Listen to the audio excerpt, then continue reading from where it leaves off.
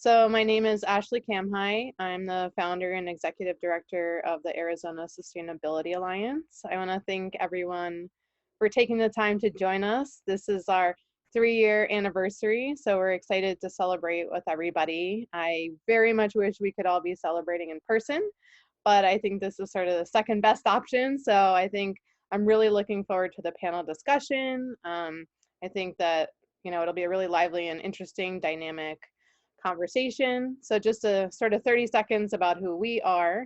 So the Arizona Sustainability Alliance is a 501c3, nonpartisan, non-political nonprofit.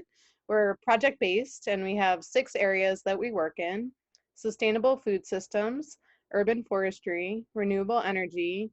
We have an Adopt a Park program, water resources management, and cities.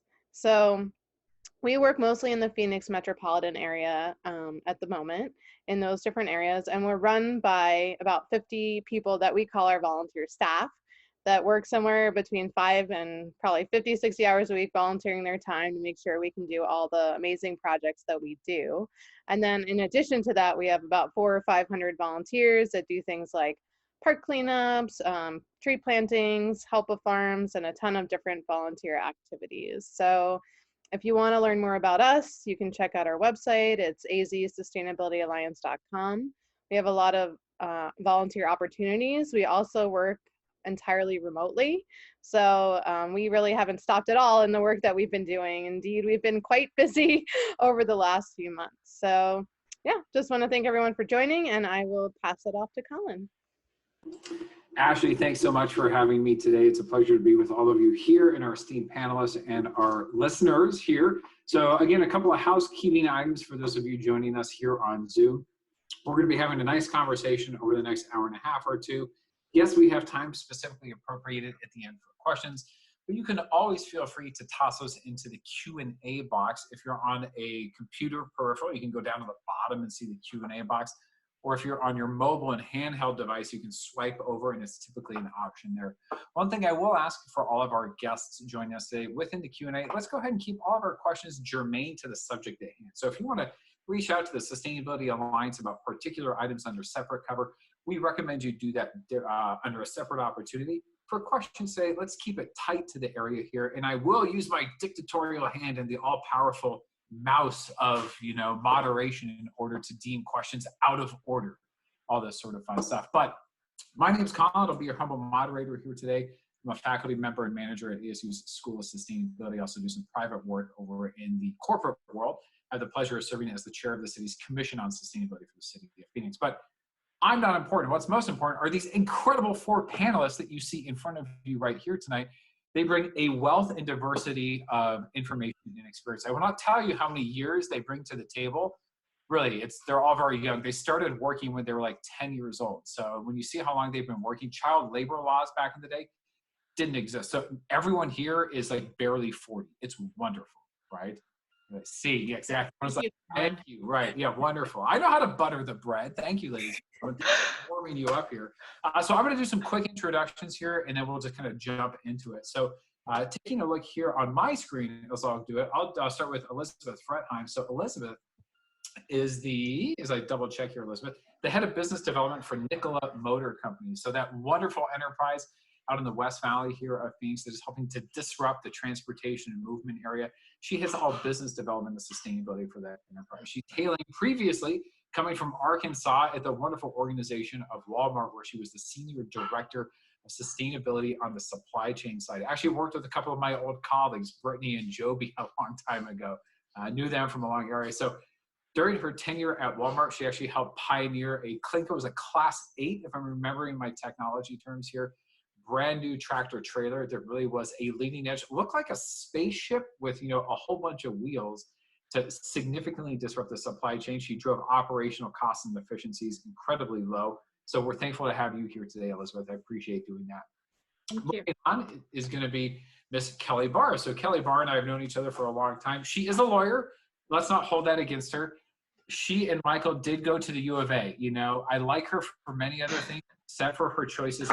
But at SRP, Kelly has held a variety of managerial responsibility roles there. Gosh, dating back, I think it was 92 or before. So a wonderful amount of institutional legacy and history, really understanding the power production and water management enterprise soup to nuts, right? So we're thankful to have her here tonight overseeing strategy, corporate services, and sustainability. So she's one of the senior executives of a leading enterprise here in the Desert Southwest, has a wonderful background, I said, in power production and water from that nexus, also does a lot from a service, and personally, she serves on the city's Commission on Sustainability with me as another commissioner. So thank you for being here tonight, Kelly. We appreciate that as well. Thank you, Colin. You're very welcome, absolutely. Moving down here is going to be Mr. Michael Wang. So Michael is the Senior Supply Chain Program Manager in Sustainability and Responsibility at Intel. So in that area, Michael oversees a lot of the purchasing, the outreach, and the supplier information between the vendors and the suppliers to Intel.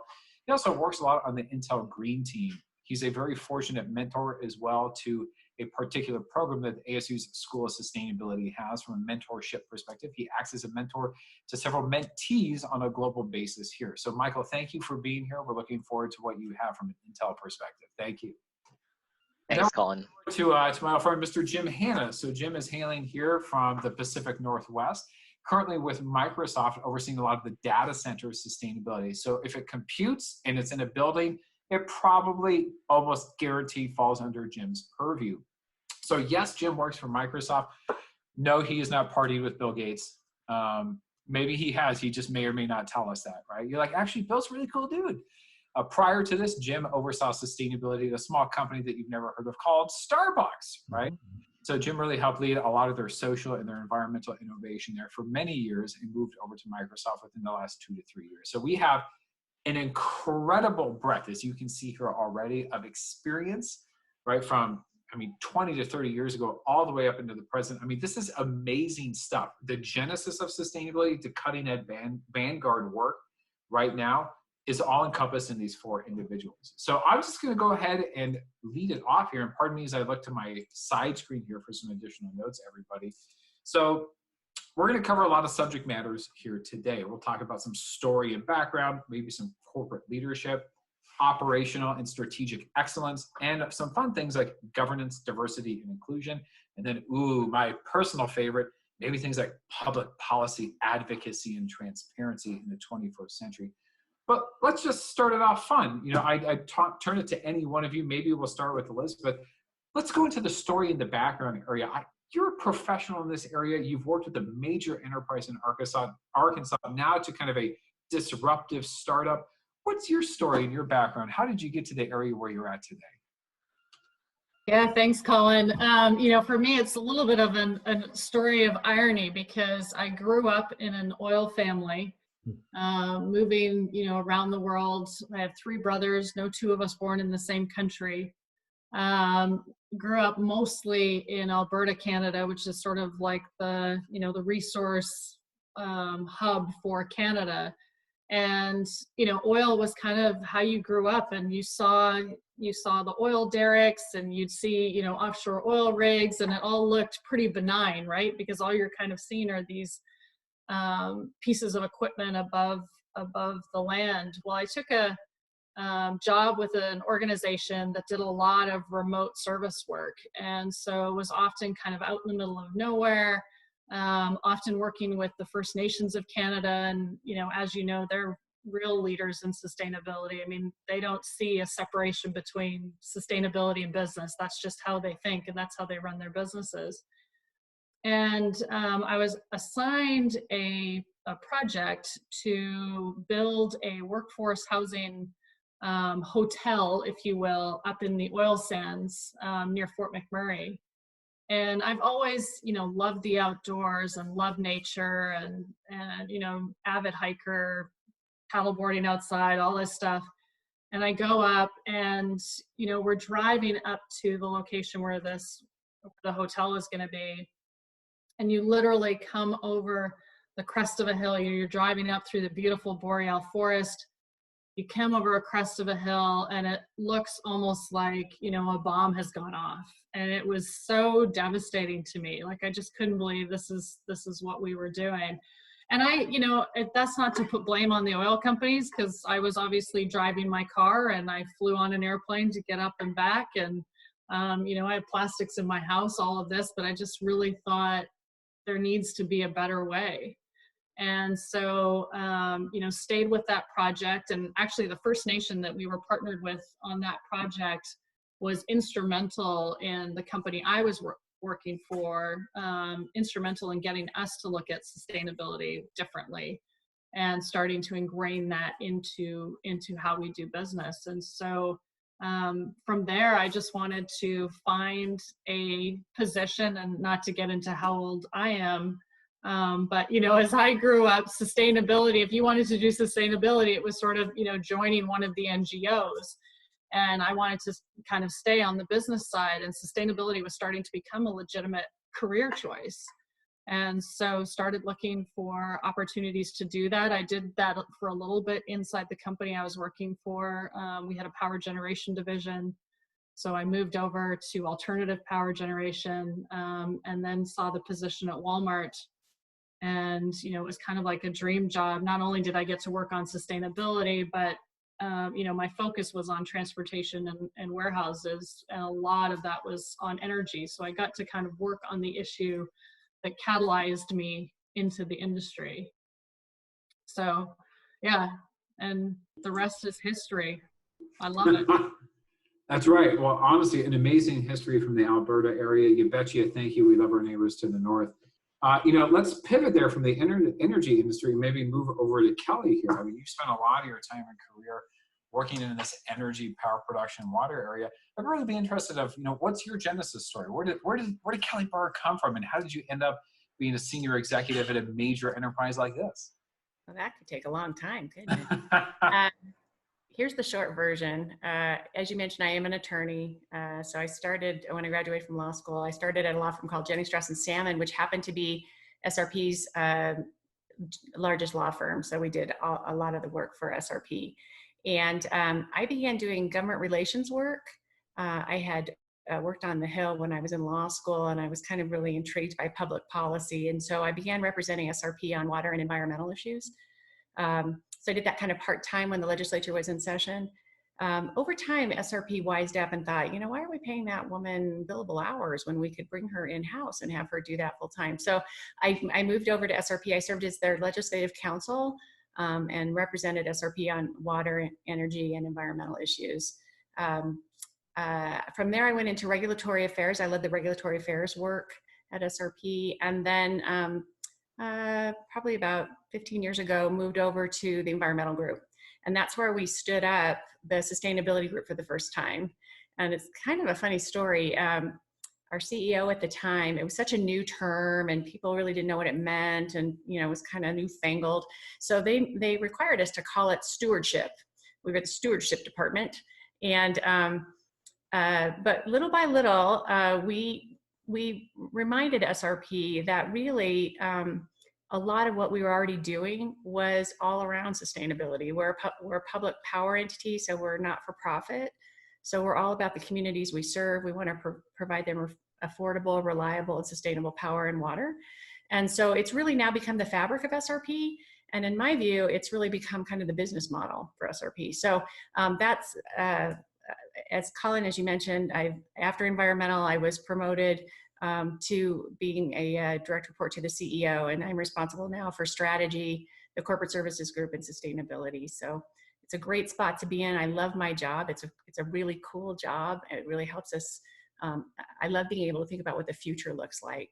And I'm really, really thankful for people like Ashley and the Alliance. I'm blown away by what you all do in terms of all of that volunteer spirit and people just leaning into this because they think it's the right thing to do, which I really admire and respect. But that's my story. And you're sticking to it. We're thankful. And I'm sticking to it. That's right. Michael, we're going to move over to you here. So Kelly talked a lot about, the power production, the energy, and the water sector here. So Intel certainly has some great background and history there. But be interested, right? I mean, your growth, you went to U of A, so, it was tough there in terms of how you'd be successful.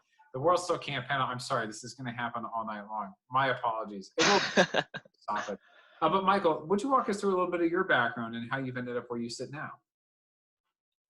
Yeah, so it's hard to pinpoint the exact point that I became interested in the environmental protection initiative, but I would at least indicate that I grew up in a household where being wasteful was a cardinal sin. So at least had some origins in that respect. And then it evolved to when I was in high school, I was dedicated to an activity called policy debate. And one of their topics that year was protection of ocean marine natural resources. And I learned a lot about kind of the connectivity of ecosystems as well as impacts of climate change and possible prospective impacts to the way we live and methods of how to protect that through policymaking mechanisms.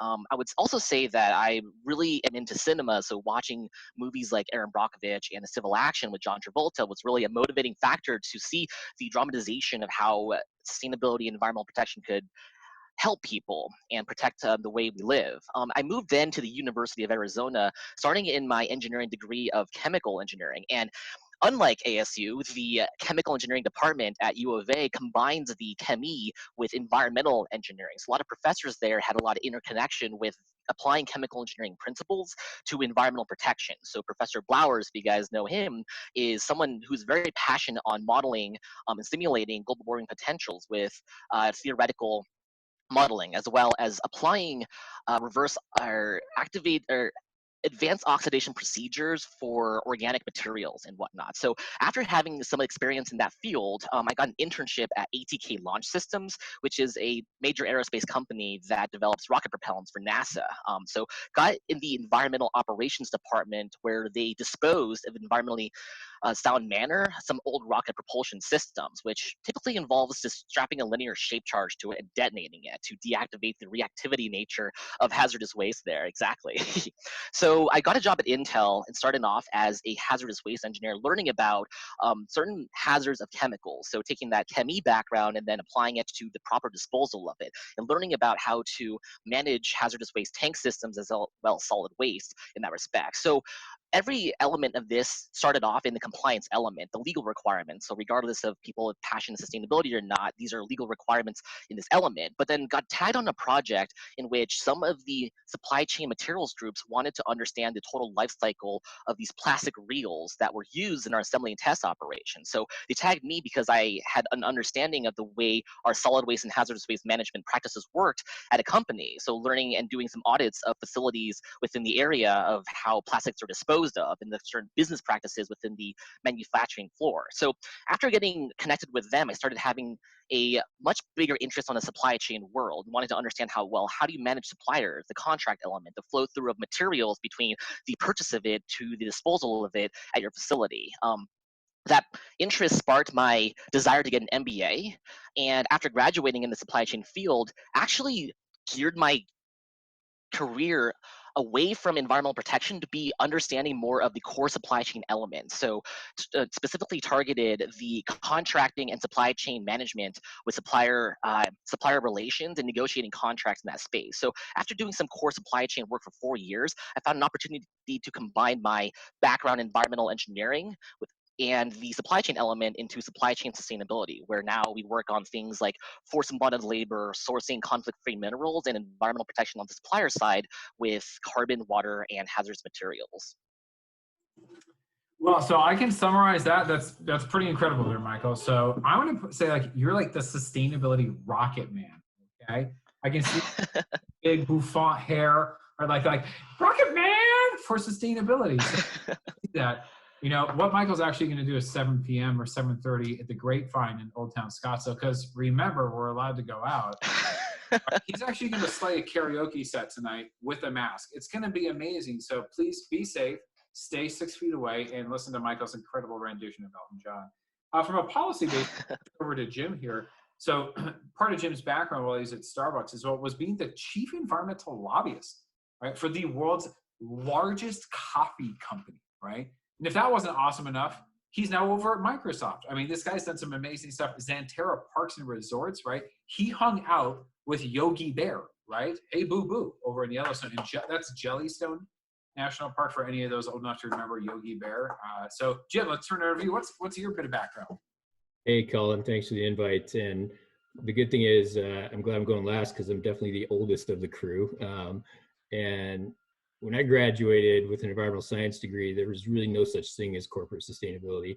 And, I think as Michael alluded to, the focus back then was compliance. And straight out of college, I went to work on Superfund sites and doing Superfund cleanup.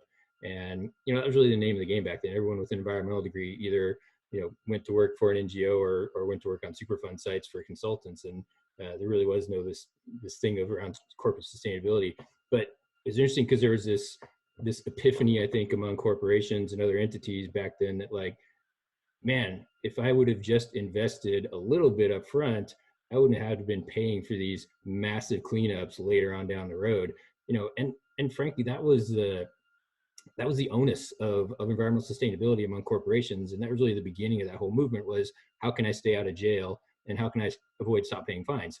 And, and then I think that became the driver for investment up front by companies in still not even calling it sustainability, but really calling it staying out of jail. And then, ultimately, I think we saw this slow evolution, and it was good, I got to be part of this, but really we saw the slow evolution of corporate sustainability as suddenly becoming a business driver. And, it needed to be goosed a little bit by some values-driven CEOs and some values-driven corporate founders. So, we all think of like Yvon Chouinard, and the typical folks who really just brought a set of values to their companies and said, "Thou shalt be green." But moving beyond just simply a values-driven conversation, what we really started to see evolve, and I was lucky I got to be part of this conversation, was really, how do we actually make the business case for sustainability? How can we start equating moving beyond simply a values-driven conversation of right thing to do, and really start to focus on, all right, investing in sustainability at the corporate level actually makes business sense. We can actually translate it into bottom and top line and bottom line returns for the company. And that was sort of the next phase of sustainability that we're in today. So it's really been fun. I mean, you mentioned I was at Starbucks. I was out in Yellowstone, as you mentioned. Interesting you talk about bears. We had Yellowstone had its first bear attack, this week, and so go Yellowstone. But I was out at Yellowstone running the environmental programs for a company called Xanterra that ran all the national park operations. Kelly, I see you're up in Flagstaff, and we also ran ops in South Rim. So really cool opportunity. But when Starbucks started recruiting me to move back home to Seattle and saying, "Hey, can you lead this environmental sustainability team for Starbucks?" I really jumped at the opportunity to take all these things I was learning in this amazing northwest corner of the state of Wyoming and apply them to a global company. And the good thing about Starbucks is it led with its values.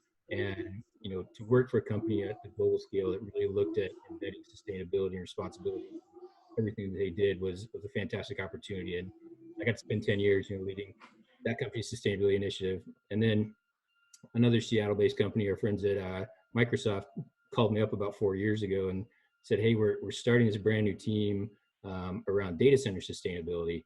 And it's really interesting in the tech sector because up until that point, the carbon footprint of the tech industry had really been its offices and employee travel. But as everything started shifting to the cloud, suddenly the cloud infrastructure became by far the largest environmental footprint that a lot of tech companies have. And Microsoft, it's north of 80% of our whole footprint is their data centers. But we hadn't, up to that point, had a sustainability team dedicated to data centers. And so they hired me in, start the sustainability team, and that's where I am today. I love it. Well, you've never been bearish from taking on new things. I really appreciate that. Absolutely.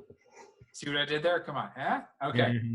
I'm going to push it back over to Elizabeth here in a second. So I think, what I'd like to start talking about next, instead of leadership, I want to maybe move us into kind of the operational and strategic excellence. So what Jim articulated, right, the evolution of corporate sustainability, really starting, as we heard from Michael, to him, and with Kelly as well, from legal, right, from a compliance basis. How are we in compliance? Meaning the minimum threshold necessary.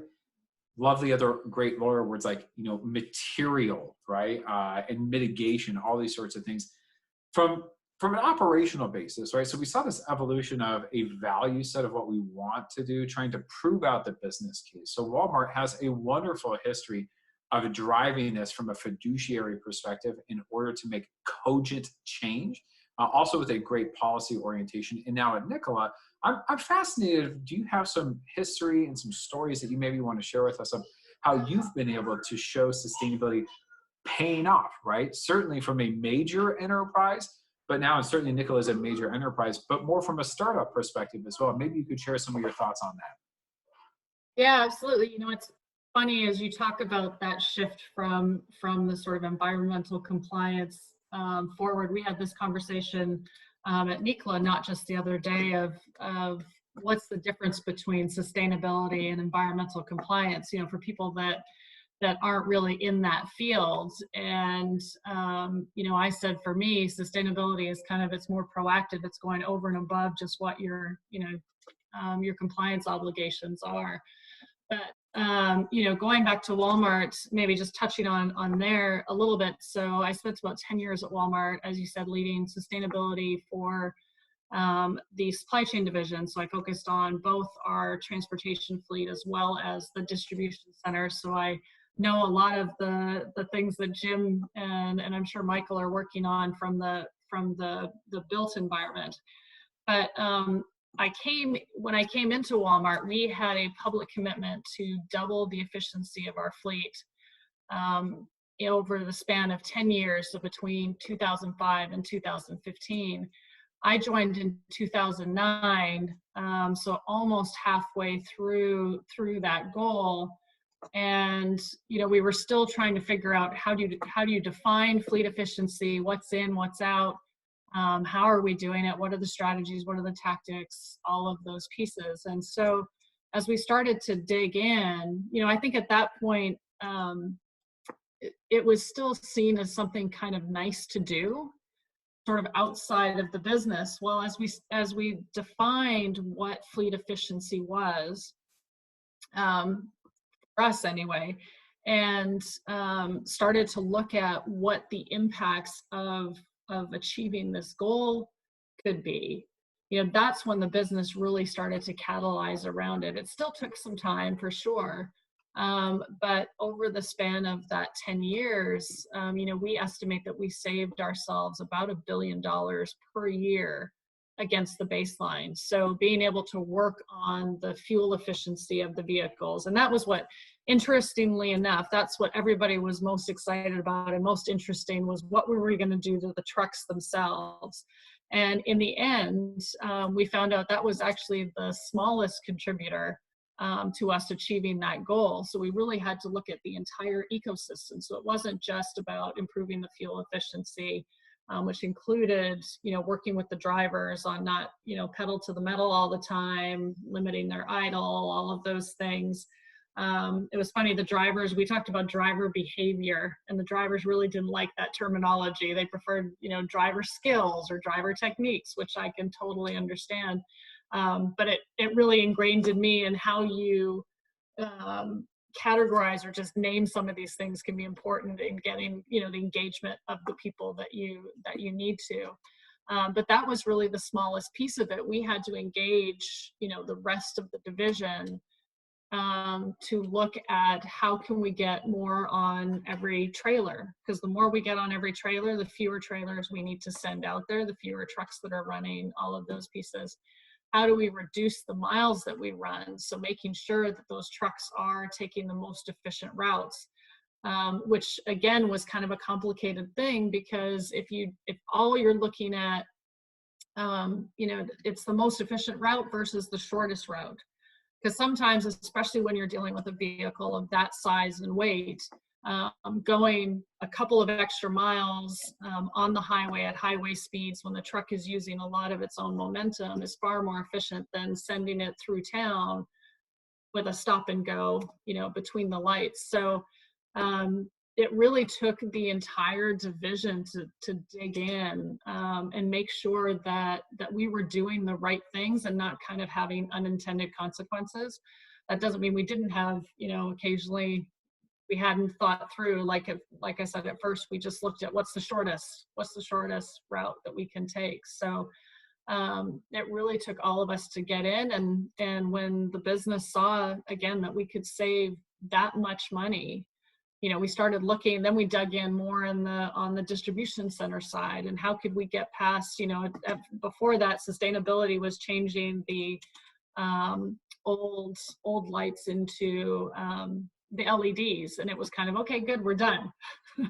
And, you know, I'm sure as the rest of you know, there's a lot more that you can do to dig into that and really, really make business sense. And at Nikola now, of course, our business model is built on sustainability. Our focus, for those of you that don't know, is on building zero emission vehicles. So we have battery electric and fuel cell electric vehicles, but we don't want to sit on our laurels there. As I'm sure all of you know, there's concerns right now about what batteries are made of, how they're disposed of in the afterlife. And so those are, you know, things like that. How is the hydrogen generated? How is the electric generated to put into the batteries? And I think, you know, as we get past that sort of short-term view of sustainability and you start looking forward to things like supply chain certainty, not certainty, but at least, you know, you're more certain as you're looking at saving the resources that we have on the planet. You know, those a lot of those business objectives will naturally come into play. You know, Mike talked about waste being a cardinal sin, and I think I'm going to put that on a bulletin board somewhere in our offices because I love that. But you know, waste is cost. Waste is cost, and so the more you dig into this stuff, I think business benefits just kind of naturally follow.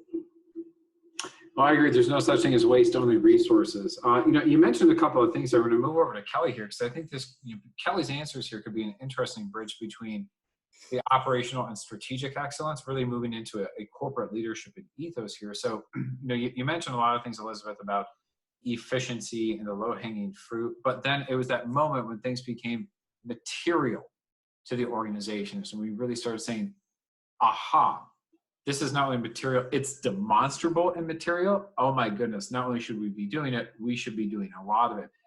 So Kelly, you're coming to this, you know, from an organization that really for the state has existed for a very long time. And I would offer, hopefully not to be too presumptuous, really has cared about sophisticated management of its resources because that's what it has to do, right? So what was that moment? Maybe have you seen an evolution even in your time there of SRP recognizing that sustainability, you know, beyond the compliance perspective, really is an excellence and a strategic opportunity for the organization? I have, and you know, as I mentioned, when we started to talk about sustainability, people were kind of wondering what that really meant, and for a lot of engineers at SRP, not to badmouth engineers, Michael, but you know, they tend to think, oh, that's kind of expensive green stuff you want me to do. And so it took us a while, like Elizabeth just talked about, it took a while to say, no, that's not what this is about. This is about saving money. This is about helping the community. This is about doing what's right by the environment. It's all of those things. It's not just one thing. And so, you know, I'll give you a little example. We have, and I'll talk a little bit later about our 2035 sustainability goals. I'm really proud of what we've done there. And one of those goals is around electrification. And so we have a goal by 2035 to electrify 500,000 vehicles in our service territory. And today we have about 11,000. So that gives you a sense that that's kind of a brave goal. It's kind of a big goal. One of the things I've been really focused on is we have to walk the talk. We have to show people how easy it is to convert to electric vehicles. So we have transitioned our sedan fleet. We have about 210 vehicles. They're completely electric now.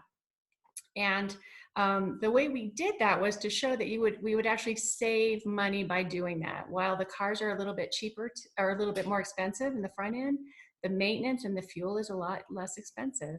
And so there were a lot of aha moments in that while we were trying to make that business case. And I think that's how people, little by little, people have come around to thinking, wow, you know, this makes not only good sense from a community perspective and for future generations, but it makes sense now for our bottom line.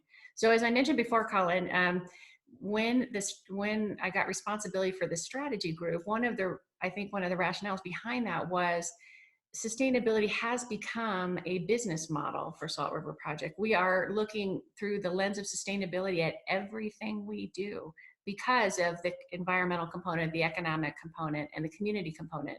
That's what we're all about. And so it really helps drive where we're headed and get our employees focused on where we want to be. So. Awesome. Thank you so much for that. Now, I'm going to start moving here. I'm going to move over to Jim in a moment.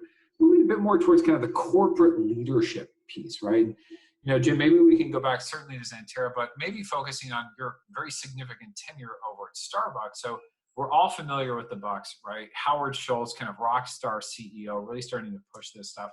What many folks won't know, and I'm going to move this and maybe into the governance and the movement of how we actually do this, of what makes fiduciary responsibility and sense, is that Starbucks for years, right, had a board committee on sustainability, right? So there was leadership coming from the top that you worked with on a regular basis. So how do you, right, as a senior executive in sustainability, communicate value? How do you define this sustainability value? Because we can try and push this up, right, from middle management and maybe, high level senior management. But at the end of the day, really, it's the CEOs and the board governance folks that are helping to drive these decisions and often control a lot of the power in these organizations. How did you communicate it? And what is the new message of value and sustainability in these large governance conversations happening in companies? Great question, Colin. And interestingly, the development of a board level committee on sustainability was, after 8 other steps before that. So they don't just materialize, and I think that's a good takeaway for any company or any sustainability professional within an industry trying to, like you said, push. How do you create that pull factor from the rest of the business to want to embrace and invest in sustainability? And we didn't just pop up one day and have a board level committee on sustainability. It took a lot to get to that position. So I don't want to spend too much time, but I'll start back at when I joined the company. They recruited me from Yellowstone because I had actually built the first LEED certified project in a national park system. And, at that time, that made you a green building expert, even though I am totally not a green building expert. But, and they said, come to Starbucks and start a green building program for the company. And, it was really interesting because we didn't have a board level committee at that time. And when I first started with the company, when I was interviewing for this job, the primary theme you would hear from Starbucks is we're all about values, we're about doing the right thing, we're about elevating human lives, we're about, controlling climate change. And it was this really cool do-gooder, values-driven message. And so when I joined the company and started pitching green building internally to all the business units, that was the lexicon I used, was a values-driven conversation.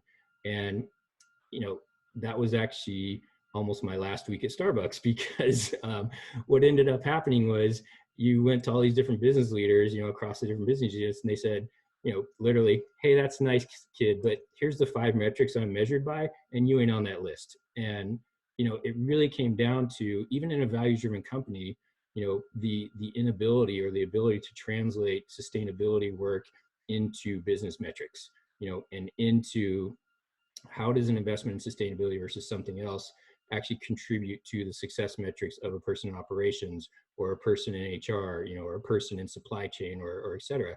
And, so my grand ambition to lead this green building program across the portfolio of Starbucks failed. And I had to step back and not reassess the program, but really reassess the language I was using and do the research. Again, this is to any sustainability professional out there, do the research to understand how the things you are promoting to invest, for your company to invest in, actually don't just translate to carbon emissions, don't just translate to water savings, but really translate to the business metrics that keep business leaders up at night. And so that's what I did. I went to each business leader within the company, said, what keeps you up at night? What, at the end of the day, how's your success measured? What keeps you up at night? And then went back and did the due diligence, said, okay, let's see if green building can actually translate to those business metrics. And the efficiency conversation that Elizabeth and Kelly had talked about, that was kind of the first step. It's like, all right, if we build green stores, we'll use less energy and water, and we'll reduce the operating costs. So the operations team was already on board with building LEED certified buildings. But, what I also discovered was that at the time, if you're familiar with Starbucks, like 15 years ago, we were punching out these ubiquitous looking, ugly green tiled stores. They're hideous. But we were classic. They're historical now. Yes, historical. Yeah, that's what we call them. But we were hiring these amazing architects, and designers, and interior folks, and because all the design work at Starbucks is done internally, and And what was happening was they'd come to this company all excited because we talked to them about the value statement of the company. And then they would essentially be, you know, and I oversimplify, but their job would be to rearrange artwork and furniture within a confined space and punch out stores as fast as they could. You know, we were opening like 4 stores per day at the time. And you know, so we started to see this revolving door of talent, you know, out of the company. It's like, God, this is not sustainable from a talent perspective. And as soon as we really started talking about green building and LEED, you know, and allowing them to design these stores individually and use locally sourced materials, you know, and all the fun stuff that they had learned in architecture school and design school, suddenly we became again an employer of choice for, you know, for these world-class architects and designers. And so the HR team became, you know, you look for allies wherever you can, and the HR team suddenly became an advocate of green building because they saw their numbers, you know, of recruitment retention go up. And to an HR person, that's dollars and cents, you know, and you can directly translate recruitment retention to money saved, money lost, and things like that. So, you know, that was how I went back and reset and was able to create, you know, the opportunity for Starbucks to fully endorse building every store in the world to be LEED certified. And, you know, because I found champions throughout the company that had different sets of success metrics that I could then translate to. And what that did was really started creating, you know, this, we call it a flywheel at Starbucks. We really started creating this flywheel support for sustainability because the supply chain team, the operations team, the HR team all saw that it was really a, you know, a business driver for the company. And, you know, efficiency for sure, but moving beyond efficiency to other business metrics that were measured by different companies. You know, I mean, you mentioned I focus on policy a lot. You know, I spent a lot of time at Starbucks on Capitol Hill lobbying for climate policy.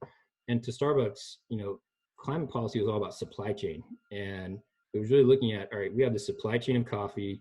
It's in, you know, this belt within the world that is most vulnerable to climate impacts.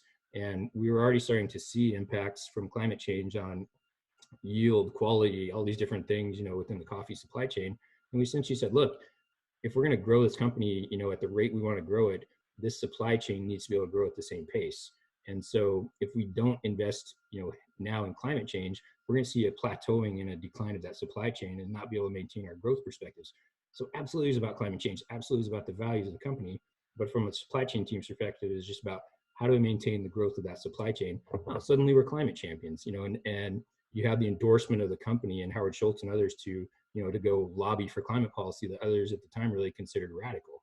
So, you know, that's, to, you know, if there's one takeaway for any person out there in sustainability, it's how do you translate your work in sustainability to actual business metrics? You get a lot more traction. And that ultimately led, you know, to this board level and this senior leadership level position, you know, at Starbucks that focuses on sustainability. Awesome. So I'm going to move over to Michael here, and I'm going to have him talk less about Intel, but right, if we're moving from Jim as like, you know, like the well-seasoned, mature Cabernet, you know, Michael, I'm going to make, you know, a fresh rosé that just like smells like a peach on the tip of your nose, right? Just to say he's, you know, maybe a little younger, but age and wisdom don't go hand in hand. So Michael, what I actually want to ask you about is in this realm of corporate leadership, and I want you less with an Intel hat, but you as a budding, you know, mid-level executive with a sustainability background, I want to ask you what you think about something. What do you think and feel that future leaders, right, of organizations, be it in any of the verticals or at senior executive levels, what do they really need to understand with regards to sustainability to not only make sure that the organization remains competitive, but really pivots, hopefully, to something like seeking to create a net benefit and positive on the world? What do all of us need to maybe level set and understand is sustainability as a leadership platform? Yeah. I think you hit on a pretty good point where some of my experiences in business is the executive leaders may be very supportive of some initiatives because they have essentially 1,000 people to do the work for them. So they give the gung-ho and say, yes, I will support this, but then assign a manager. It's really about at the ground level where a lot of these things happen because the ground level individuals are the ones negotiating contracts and managing suppliers and figuring out where the opportunities are. And if they're not bought off at the lower or mid-level management, then you may not get a lot of traction in the sense of it. I think one key phrase I like to hear from a coworker of mine, he mentions where there's smoke, look for fire. And one example I can have is there's a supplier last year that we were struggling to get them to perform some of their supply chain responsibility programs in forced and bonded labor. And the supplier was very willing to cooperate with the programs and deliver the metrics, but they just struggled on the context of influencing their supply chain to look further down in their labor practices. And part of that actually ended up being a management practice of supply chain in general. So the same supplier that had issues influencing their supply chain also ended up running out of inventory and started creating their lead time and performance to Intel at that point too. And that actually came down later in the year when one of the conversations as well, they did struggle on their supply chain programs to begin with. Therefore, it kind of indicates that they might struggle on inventory management or other elements that show the true, the business performances, what we look for in those cases too. And one thing I like to see as a business element is really illustrating to the lower levels and mid-level management where the value is. So I think a lot of responsibility and supply chain sustainability programs help illustrate and indicate how well a company has control over their governance and their data.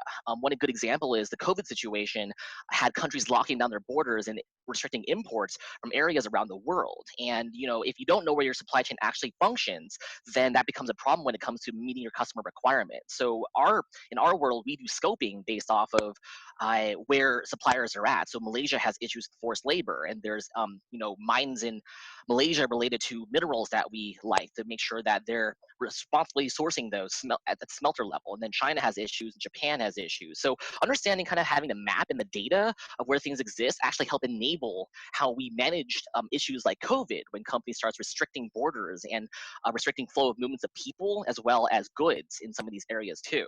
And kind of translating to the lower levels too, to make it more impactful. So the reason why I actually specifically aimed to get supply chain experience when I graduated with my MBA was to understand how to speak to those people, be in that role, to understand the metrics of how to develop a supplier report card and negotiate contract with supplier. That way, when you become a role in sustainability or responsibility, you can then converse with those same people in the same way they would want to hear it. How does it in the context of supplier selection, or how do you identify certain factors within their geographies that may become a risk area? So one example I could give is when talking about forced labor, you can always refer to the ethics of it, slavery bad, which sometimes I actually still had to have conversations with certain mid-level managers of that general concept. But you can refer to the concept as slavery is bad in these practices because it's a human rights issue as well as it is a bad practice. But you can also frame it in the context that, well, the Tariff Act of 1930 in the US actually restricts imports made out of forced labor also. And therefore it kind of translates the impact that if China is using forced laborers in the Uyghur regions in China, that becomes a risk to them also. Suddenly their executive review meetings of people might get sanctioned because the US government has these policies related to forced laborers in that perspective. And I think that balance of understanding how to translate these examples and scenarios to someone who is thinking about multitude of scenarios with quality and lead time and warranty and pricing in the context of how they're seeing their metrics, that's a really key way to be successful in roles like that. Wonderful. I appreciate that. So you mentioned governance, and we're going to move back to Elizabeth and Kelly here. After a lightning round, we're going to move to a governance and kind of an inclusion, EDI, and diversity piece and the value of that. But ding, lightning round, ladies and gentlemen. We're going to add a little levity here, and we're going to go Elizabeth, Kelly, Jim, Michael, right? Here's your lightning round question in 10 seconds or less. If you were a breakfast cereal, which breakfast cereal would you be and why? Elizabeth. Chocolate Chex, because I try to be gluten-free, but I still love my chocolate. I like it. Kelly. Wheaties, but I don't eat cereal, too many carbs. Okay, Jim. Kashi, because it's got a good mix of protein and carbs. Don't skip leg day. Mike, how about you? I would maybe say Oreos because I like Oreos. Well, if this doesn't say diversity amongst the panel, that leads into our next conversation on governance, diversity, and inclusion. I don't know what it does. We're going to have another one that's going to be incredibly divisive, hopefully, between our panel, and it'll make all of the guests on the webinar freak out and either love you or hate you. Can't give it away, but stay tuned towards the end. So let's move now to Elizabeth and Kelly here. So you are women executive leaders in a major enterprise in sustainability. Now, some of our audience may well understand the connection between things like diversity, inclusion, and sustainability. But I'm hoping that you might be able to share some of your thoughts, feedbacks, concerns, suggestions, recommendations about how do we actually unpack these issues, right? How do issues of diversity and inclusion help an organization? How does it hinder it? What have been maybe some of your personal experiences, and what do you have in terms of recommendations for anyone here trying to build an organization from a diversity and inclusion perspective? Sure, I can start. You know, it's an interesting topic for me. I grew up with three brothers, been in male-dominated fields, you know, most of my career. And so, you know, in the early years, well, probably throughout my life, and then in the early years of my career, I was always sort of, you know, I can do anything men can do. Like, you don't need to, you know, don't hire me or promote me or female, you know, do it because I've earned it, which I still absolutely believe in. But I was really lucky to be a part of a initiative up in Canada called the Governor General's Leadership Conference. And what they did was they took very diverse groups. You know, you had business, you had government, you had union, and you had NGO representation on these teams. You had males, you had females, different races, people with handicaps and not. And we all got sent to a region of the country and traveled around talking to community leaders in that area about what were some of the challenges that they were facing. And it was absolutely one of the best experiences of my life. Just in case there's any Canadians listening, be sure to go out and find out about it. But it was also one of the most draining, exhausting experiences I've ever had, because, you know, here we were on this bus of 20 type A, very opinionated, very passionate people wanting to learn more about it. And our topic that year was diversity inclusion. And so to go around and understand, you know, what kind of issues were communities facing and that type of thing, how were they dealing with it? And so coming back from that, I had a very different viewpoint on diversity. I had a very different viewpoint on, you know, promoting women, you know, actively seeking out to promote women into the group. And it's because, you know, we bring a different perspective, right? We're bringing something to the table that isn't there and doesn't exist. Colin, you're on mute. I don't know if you're trying to, wait, okay. I'm just making sure that children aren't like, you know, like coming to the frame, and I'm asking my wife to, you know, give me some nice soft lighting. Trust me. Not this child. But but no, I came back with just a very different viewpoint of it, you know, and whether it's women or other minority groups, you know, but I also looked at it, you know, I have three brothers, and believe me, we have had very, I'll call them active discussions about this, you know, because they don't want to end up on what they call the other side of this. So, you know, I think it's just very important that we're all out there looking to actively be diverse in our groups. And there's a lot of value to bringing different perspectives and having that 360 viewpoint, and having people challenge us on our ideas, and having people bring, you know, different experiences into the conversation. And so I think sometimes we do a poor job of talking about the value of diversity and inclusion when we roll out some of these programs corporately. Probably the same as a lot of times we don't do a good job about talking about the value of sustainability, which was, you know, what we just overviewed. And so being able to articulate that value and have people experience that value, I think is really key to the success of a lot of these programs. Wonderful. Kelly, what are some of your thoughts? Yeah, I'll piggyback on that, a few of those things. It's interesting that you drew this connection, because SRP has a number of major objectives or initiatives, but two of them are diversity and inclusion and sustainability. And there is a huge overlap, as Elizabeth just talked about.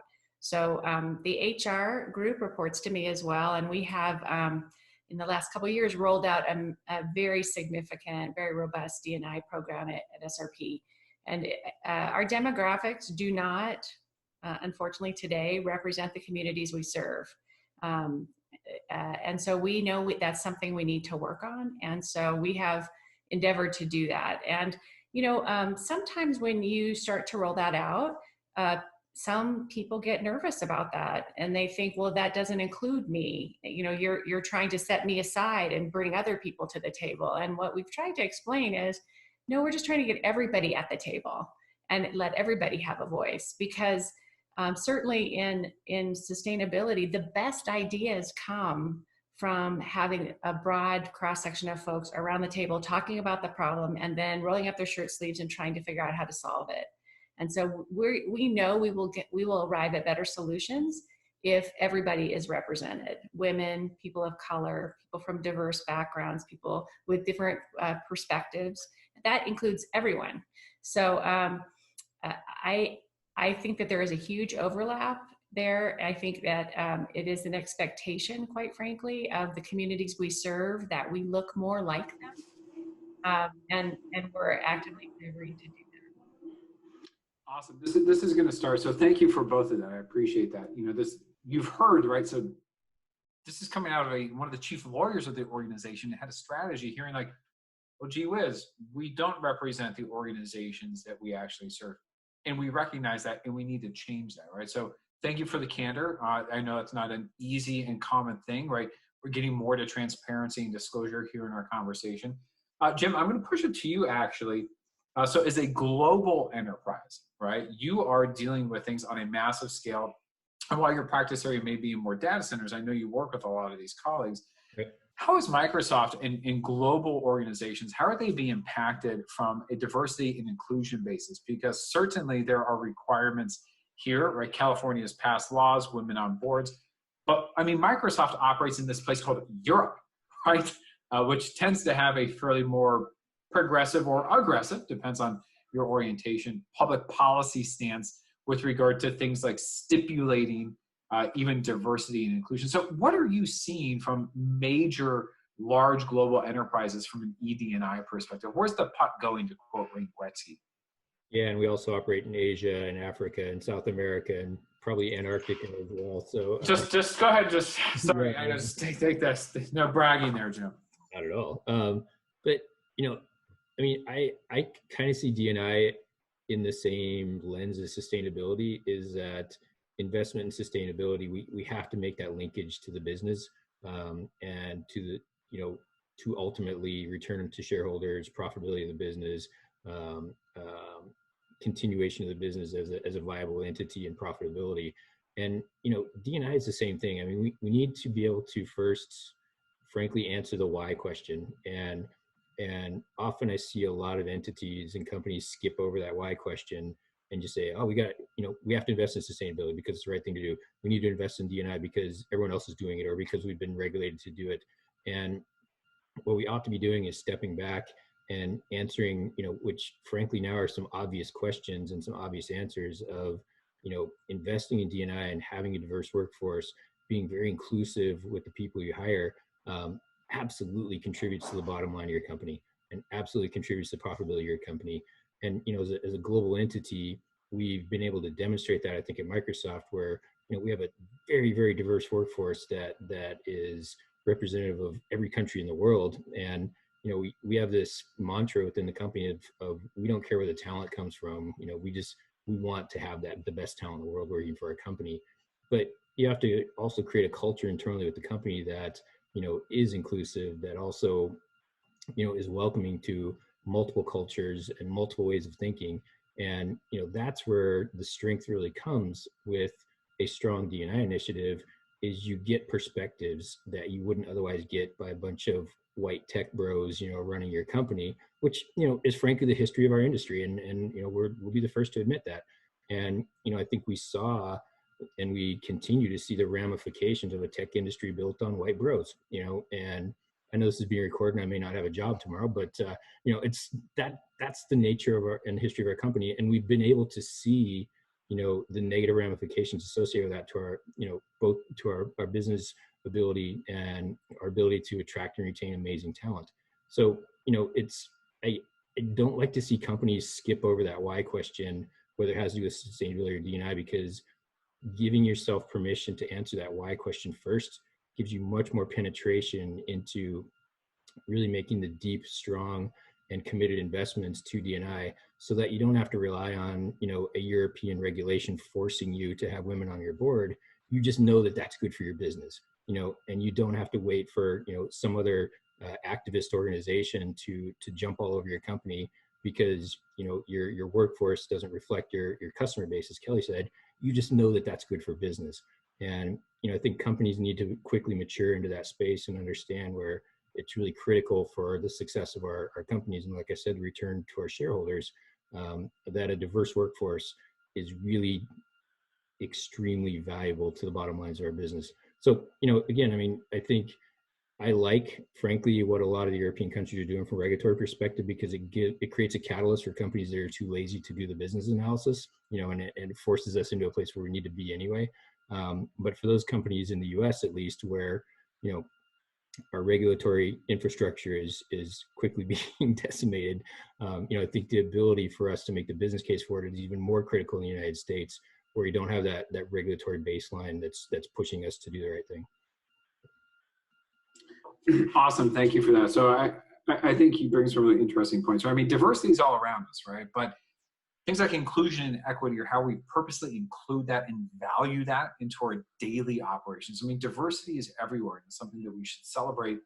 And to Jim's point, yes, we can have regulatory or statutory requirements, but hopefully we will get to a point where this is the status quo because it's right. It reflects our companies around us and our communities as well. Michael, we're going to turn to you from this. So I'm going to pivot a little bit here. So ED&I from an internal base, Kelly a bit from the customers that they serve here as well. But in terms of inclusion, diversity, and supporting that, I'm interested in Intel's experience, and we talked a little bit offline about this, about, I'll say, going beyond its four walls and how it's actually advocating for inclusion and diversity, in particular, I think, from a young female perspective. So you guys have some experience in that, is that correct?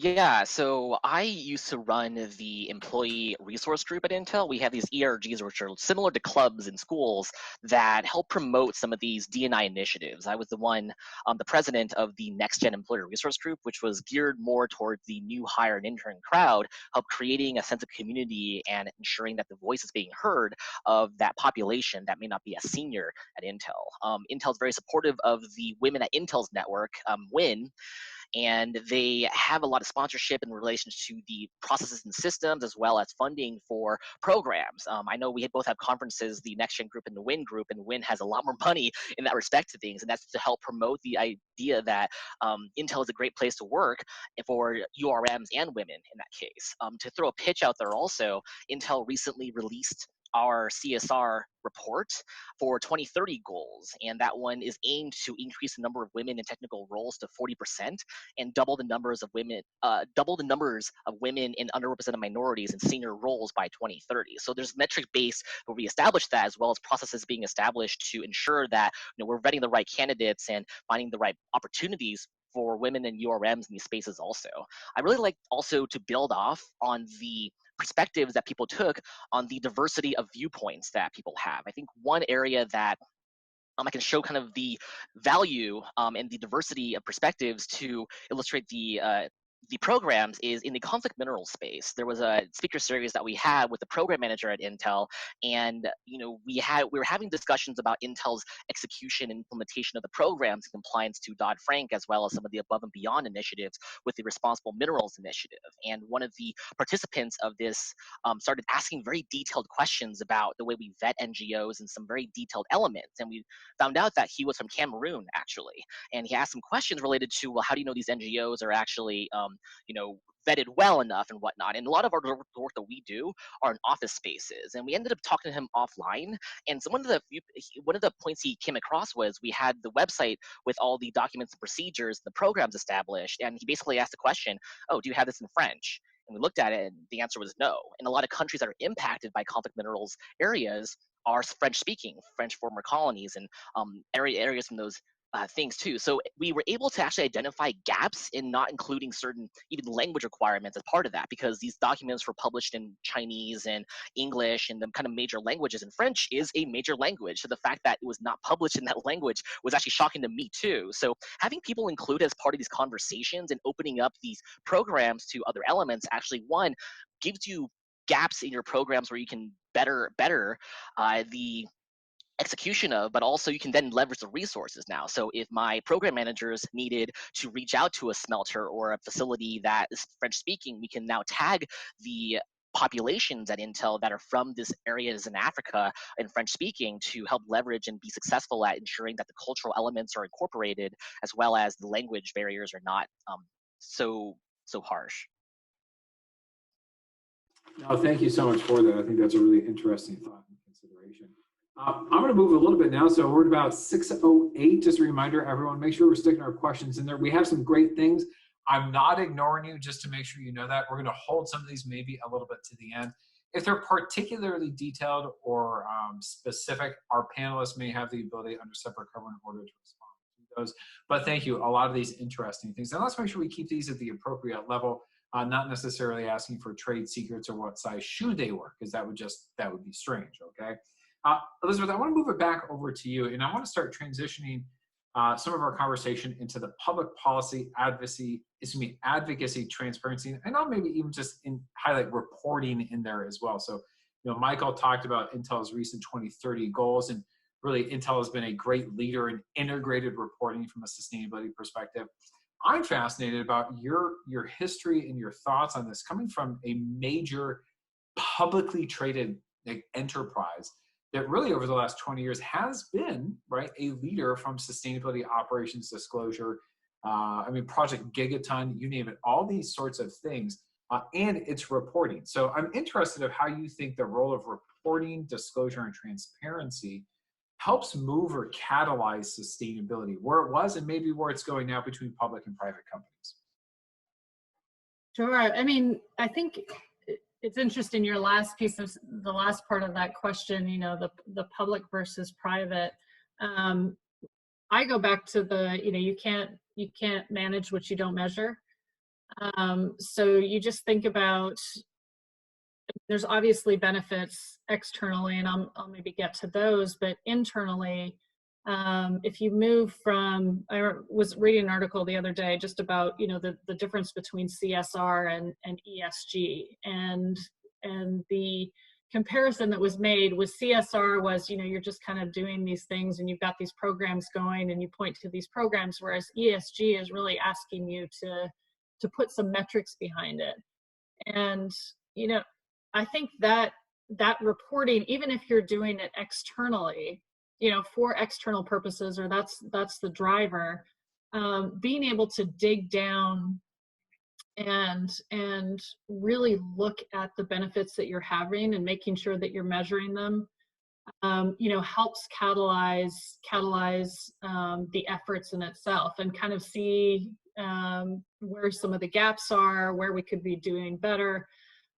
There have some, times though, it's now, and sometimes it's a good and it's a bad thing. And the bad part of it is sometimes you're so worried about what you're reporting as you don't report substance necessarily, right? Because someone's going to come back and say, well, no, you didn't save 200 metric tons of GHGs, you saved 199 tons of metric, and the way you calculate it is different than I would calculate it, and it becomes so complex. And so I think it's important for our stakeholders to understand what we're doing and the impacts that we're having, and that we're continuing to improve and continuing to grow. And if we can take that back to Jim did a great job talking about how we need to connect our sustainability efforts to the business metrics that our leaders, that keep our leaders up at night. I think it sort of has a snowball effect, right? To help us move forward, because we all want to have something better to say externally, next year than we did this year. And so it sort of has this underlying catalyst, I think, to the efforts as a whole. Awesome. Thank you so much. So just a quick clarification. We had a question I responded. What is CSR and ESG? So corporate social responsibility and environmental, social, and governance, right? The latter of which tends to be maybe a bit more towards the financial end of the shop, as opposed to a CSR maybe from a broad-based perspective. Let's start maybe moving a little bit down this area, and I'm going to go back to you, Jim, when we talk about some of this reporting. So you've seen this again evolve from major public organizations, and I'm interested in, again, on a global basis. What's this role of transparency and disclosure, right? You know, the corporate secretary back in the day used to freak out about saying, "Oh, we can't say anything. We have to hide." And the lawyers in the room, right? They're like, "Nope," right? It's like the popes of nope, right? The lawyers are like, "Nope, nope, nope, not cantaloupe, cantaloupe," right? It was always don't say anything. Has that shifted in the last 3 to 5 years? Where is this going up? This aversion to talking about things, is it moving forward? Yeah, it's absolutely moving forward, and I think there's multiple facets to that. The first is transparency is now seen as a leadership position, and companies that are transparent around not just their emissions but their advances as well, are really seen better in the public eye. But to step back on how we got to this space, if you look at essentially using the cliche, how are we going to save the world? To me, it takes a three-legged stool. And one of those is corporate leadership. The other one is a strong civil society, so NGOs that keep us all on our toes. And then the third leg of that is really public policy.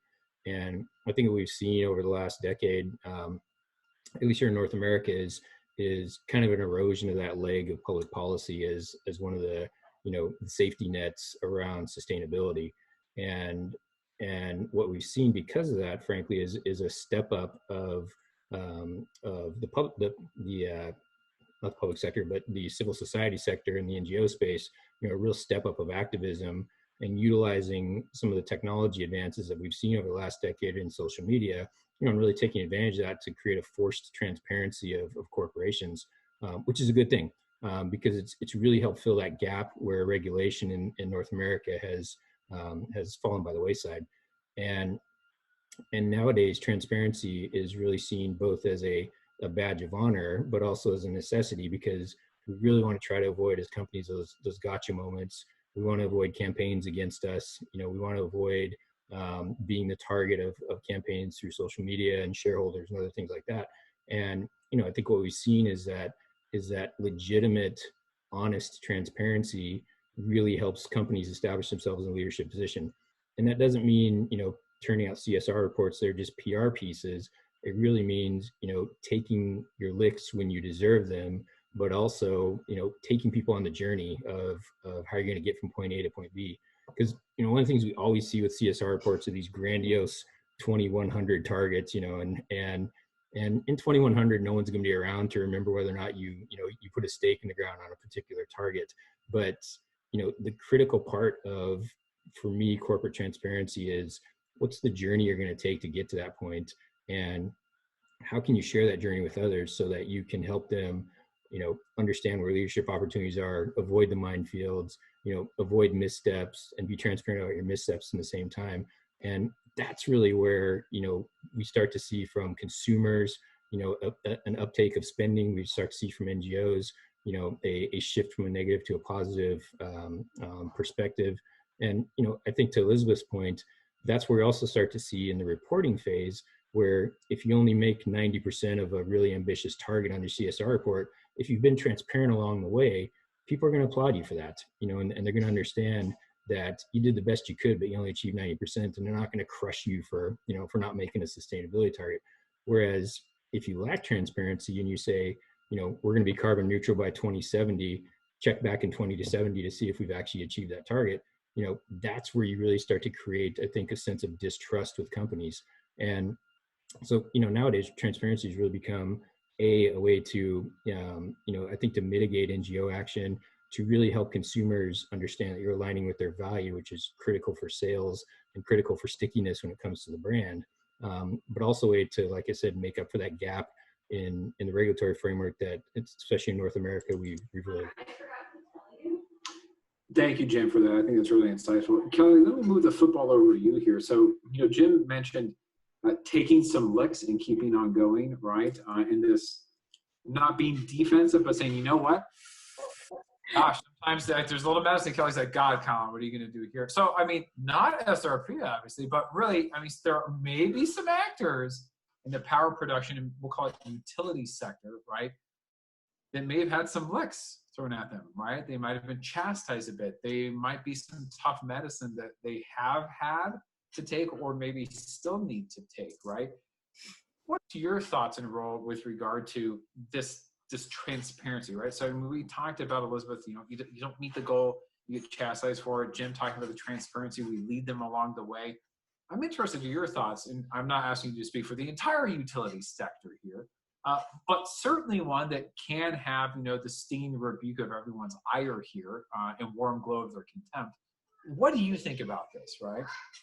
Well, I agree with both Jim and Elizabeth, but I would also add that we need to be transparent. We need to set important and brave goals.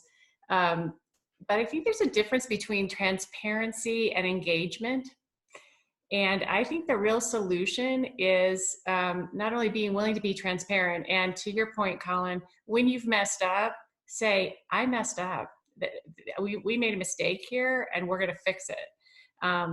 But I think the real secret sauce is engagement. And I just want to, if I can, just take a couple minutes and talk a little bit about our 2035 goals and just tell you a little story about how they all came together and where I think we are today because of engagement. So in 2017, we developed some goals. We did it internally. We talked amongst ourselves. We were in the middle of an integrated resource planning process, which is a very stakeholder-driven process. So the thought was, we can't do a big stakeholder process around these sustainability goals at the same time. It's too much to ask for these stakeholders. So we did kind of individual interviews, and our board approved them, and off we went. A year and a half later, we went back and we said, you know what, time out. We want to actually engage the community in helping us develop these goals. And they were okay goals. They were, they were pretty good goals. I'll say they were pretty good goals. There were some that were a little iffy. And our carbon goal was not nearly as aggressive as I had hoped that it would be. But I thought, yeah, we'll open it up. And so one of the best decisions we ever made at SRP relative to sustainability is I did not sit in my office and make up sustainability goals for SRP. Instead, what we did is we went to the subject matter experts in the company. So for example, resource planning, the people who decide what resources we're going to be adding. We said, you're responsible for the carbon goal. You own that. And we had people in facilities and supply chain. You're responsible for the supply chain goal. You're responsible for the facilities goal. You're responsible for the water goal. And we went across the company, and we had goal owners. And so in the process, this very robust stakeholder process where we actively engaged with our customers and the communities we serve, we started out talking to about 200 people. And ultimately, we narrowed it down to about 22 people who served on an advisory group that met with us very often for long periods of time and went over the goals in really excruciating detail. And what we did is we had the goal owners come in and say, here's my goal. I think I can reduce carbon emissions by 50%. And then by 2035, the time frame was 2035. And so then the advisory folks would go, really? That doesn't sound right to me. Have you thought about this? What about that? What, can't you do better? What, other people are doing this. Could you consider that? And in true gratitude to the goal owners, they went back and they thought about it and they ran numbers. And the result was almost all of the goals changed, and they all got quite a bit more aggressive. And we had the support of the stakeholders who had actively participated.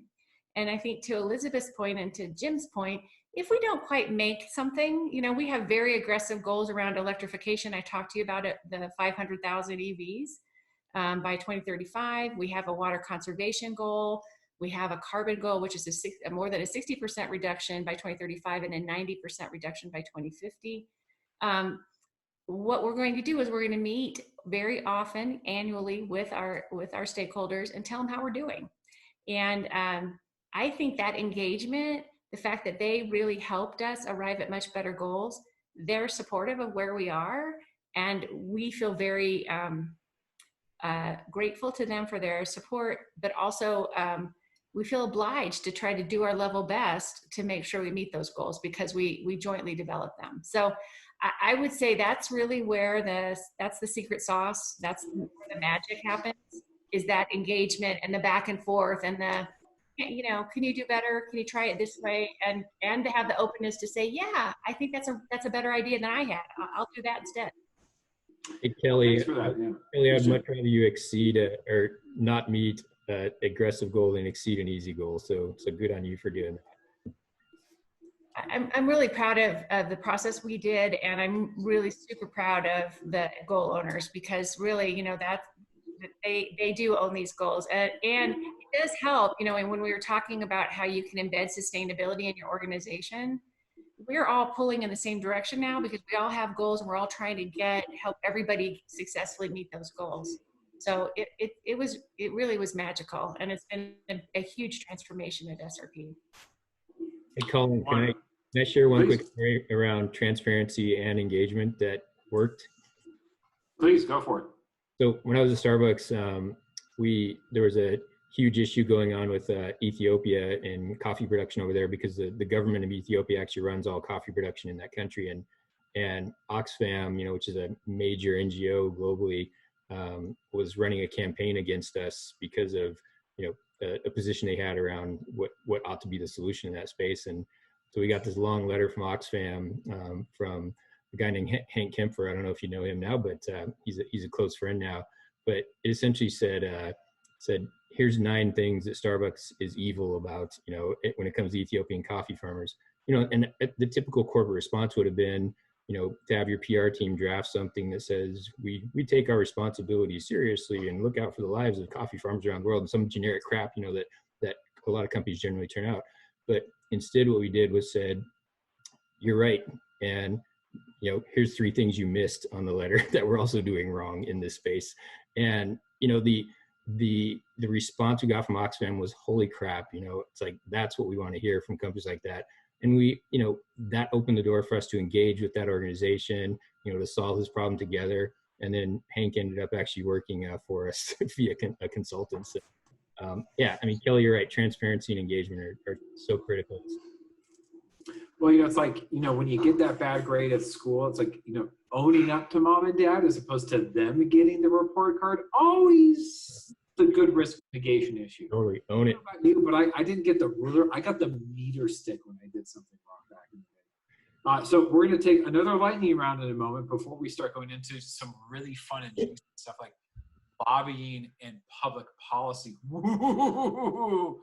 All that sort of fun stuff. So here comes our next lightning round. Are you ready? So, panelists, we're going to go Michael, Jim, Elizabeth, Kelly, on a scale of 1 to 10. Of course, using not an autonomous, but a hydrogen or a battery-powered vehicle. How good of a driver are you? 1 being so I have like get off the roads, 10 being Mario Andretti. I would consider myself a pretty good but not outstanding driver. I do rely at least on some level of autopilot with my car now to drive on other parts of the road. So I am being adoptive of it and want to see how and where that goes. All right, you're feeling a 6? Is that a 6 or a 7? I'll give you a 6.5. All right, 6.5. I like that. Jim, how about yourself? I'd give myself a 7. I mean, once I had kids, you know, the number went from a 3 to a 7 really quickly. That's right. Elizabeth, how about yourself? Mario Andretti?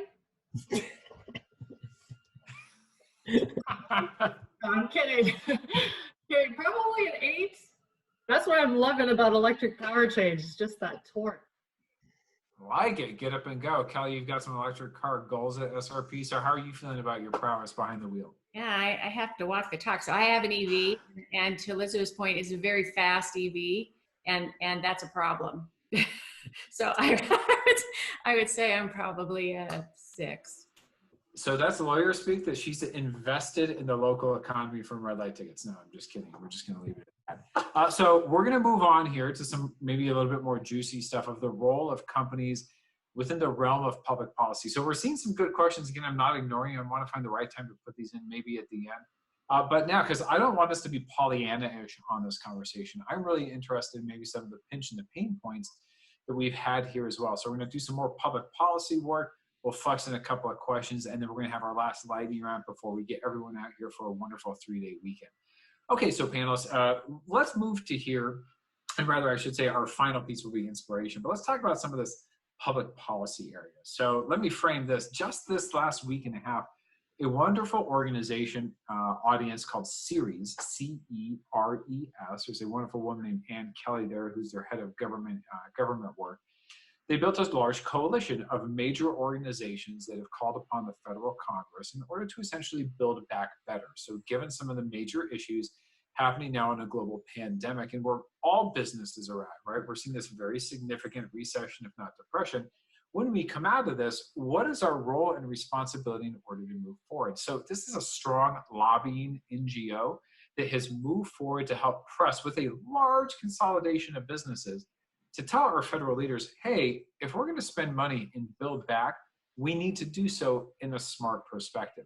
So that's a positive aspect. Now, there are certainly some negative aspects of how organizations over the years, big businesses in particular, have used a lot of their corporate largesse, maybe to legally, but perhaps questionably from an ethics or a moral perspective, decided to spend money perhaps in an obscure or obfuscated manner in order to achieve their own public policy goals. So I want to toss this out to any of you. Feel free just to jump in there.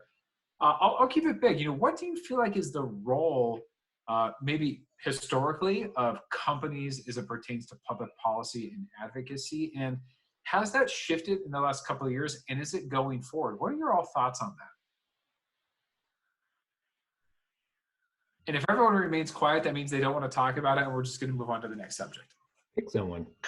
I think Okay. one element that I can speak to is, I think at least personally, the standpoint that companies can play a role in is understanding what the right solution is. So there's obviously stakeholder management associated with passing legislation and passing enforcement policies. And I think one of the best ways, just kind of speaking in the same context of translating the overall program into the nitty-gritty details of how to execute those programs and providing the perspective of how businesses operate in this world to ensure that implementation of these policies don't necessarily, or at least are accustomed to the business operations that allow it to both comply to the policy and spirit of the policy, as well as enabling the revenue and customer requirements still. And I think there's certain areas in the tech world that can provide that, because technology plays a unique role as an industry to be able to solve some of the environmental and sustainability challenges that we have. So in the context of like COVID, for example, one thing you may have seen is the heightened increase of the need for data centers and computing laptops and other type of technologies to enable the digital environment. So if we didn't have these type of technologies and devices here, we couldn't allow for lockdowns and other elements that enabled people to work from home, and thus allowing for the public safety risks to be mitigated in those contexts. And I think that perspective is really key to at least understanding to what those areas are. Thanks for that, Michael. I appreciate that. Elizabeth, I'm going to pick on you next, and maybe it doesn't have to be the current employer, but your previous one. You can't get fired from an old employer, right? But person of you're like, well, I don't want to throw my colleagues under the bus. I mean, Walmart, let's be honest, when we talk about Lexan issues, may have had, maybe still certainly does have some exposure and pinch and pain points. What have you seen, right? With your experience, perhaps not even at Walmart or Nikola, but again, with major enterprises here, spending, using money, taking advocacy stances. Maybe it doesn't have to be direct contributions, but even use their public and PR weight to throw this around and have a little bit of largesse. What are your feelings on this? I mean, hopefully if we're doing a lot of the things that we've been talking about here, in wanting to do good and wanting to put forth solutions and initiatives that are taking care of our stakeholders, which include the communities and stuff. Hopefully whatever we're advocating for is going to support that in a good way, and we can use our weight for good, if you will. One of the things that I love about being involved in sustainability is that a lot of the things that we do are pre-competitive sometimes, and so that ability to other entities to bring across good.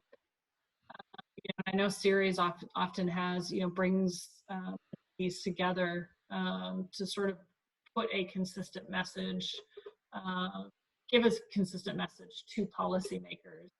And so, like I can give an example, within, now this is not necessarily advocacy, but we're putting technology in a realm that isn't currently, doesn't really currently exist in the heavy duty environment. And one of the things that we wanted to resolve on the hydrogen space was electric vehicles right now, the standards and communication protocols and everything for the charging and the connectors, is different. There's not really one standard.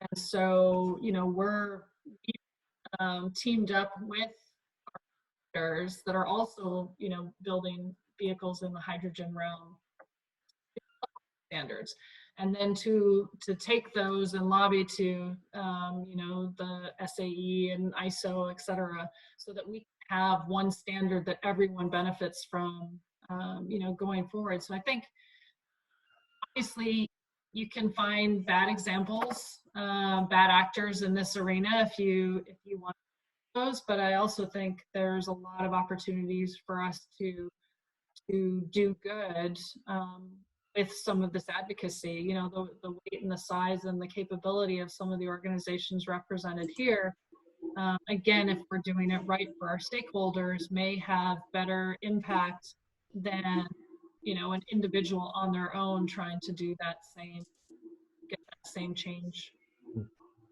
I appreciate that, Jim. I'm going to move it over to you, and it could be Microsoft, it could be Starbucks.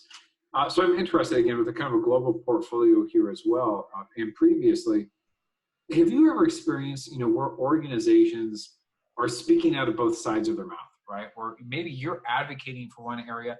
Do you, as a sustainability person, have you ever been blindsided? Like, you did what? You said what? Whoa, oh my gosh, I wanted an opportunity to provide comment on that. Or if they said, thank you so much for your insightful feedback, Jim, right? How do you reconcile this, right? Especially when they maybe make decisions that you think could be blatantly counterproductive to like a real sustainability perspective. You say they talk about values, but what if they're not living that? How do you reconcile this value, maybe advocacy dissonance as an executive? So I'll answer that you did what question at the end of my statement, but yes, absolutely. But companies lobby on a number of a litany of issues, and from tax to labor to trade policies to environment and everything in between. And so I'll limit my comments, I think, to environmental lobbying and climate lobbying. And it's pretty easy to bucket companies into three pretty distinct buckets when it comes to lobbying around climate and energy. I guess one would be alignment. The second one would be silence, and the third one would be hypocrisy. And if you look at alignment, that's where you see action by the government affairs teams within corporations, either on Capitol Hill or in state houses, really lobbying for an agenda that aligns with their business practices, that aligns with their corporate profitability targets, and that aligns with their public messaging around sustainability. And I've been really fortunate to work for two companies, in my last two jobs, that have really taken that to heart. And at Starbucks, we were heavily lobbying for climate policy at the federal level, but it completely aligned with the public messaging the company was putting out. And as I mentioned earlier, it completely aligned with our focus on maintaining the supply chain of coffee around the world. And we were able to really make that business argument to advocate for strong climate policy at the federal level. And that was really cool because it became a nonpartisan issue for us, frankly. And the message I conveyed to Republicans was the same message I conveyed to Democrats. Was, I would walk into an office of an elected official and I would say, do you support businesses? And I never heard an elected official on Capitol Hill say they didn't support businesses. And it became an easy conversation and of, all right, if you support businesses, here's why we have a direct linkage between the success of this business, and strong climate policy. Obviously, we didn't always succeed, but that was the message we were able to align around. It gave us the traction to do that. Same thing at Microsoft. I mean, one of the big reasons we are such advocates for strong policy on renewable energy is, we see our growth as an industry, and we see a supply chain that is starting to bottleneck, and our ability to procure energy at the rate that our industry needs is really critical to our growth. And we see renewables as a critical piece of that infrastructure moving forward. So, yes, environmental concerns aside, it becomes a supply chain issue again for Microsoft. So, I've been able to work for two companies that really align directly their lobbying, and their public policy stance with their internal position and their communications.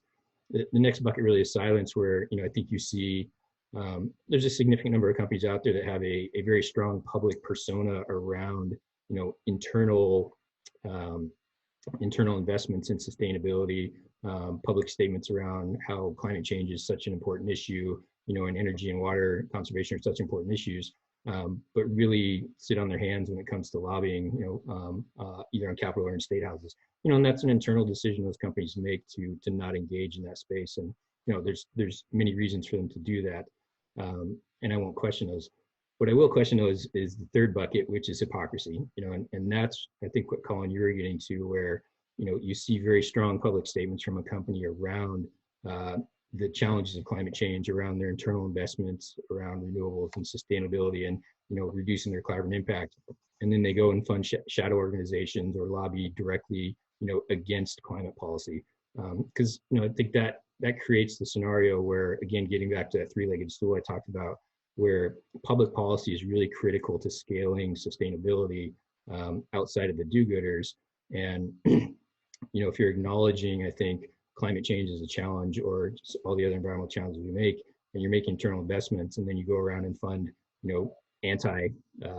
anti-policy positions, that becomes problematic. And I think that's where, again, when we look at the opportunity for regulation by the masses, that's where companies really need to be called out in that particular space. And then I'll get back to that story of, how could you? I remember one time I was doing I did an interview with The Guardian right after a big lobbying stint on Capitol Hill. And, this is back in my days of Starbucks. And, the guy at The Guardian asked me, it's like, so why is Starbucks up here lobbying for climate policy? And I said, look, it's a supply chain issue for us. It's, if we want to continue growing as a company, we know that climate change is going to have an impact on coffee production and coffee farmers. So, it makes logical sense from a business perspective for us to invest in that. And the next day in The Guardian over in London, there was a story, and the headline was Starbucks predicts the end of coffee.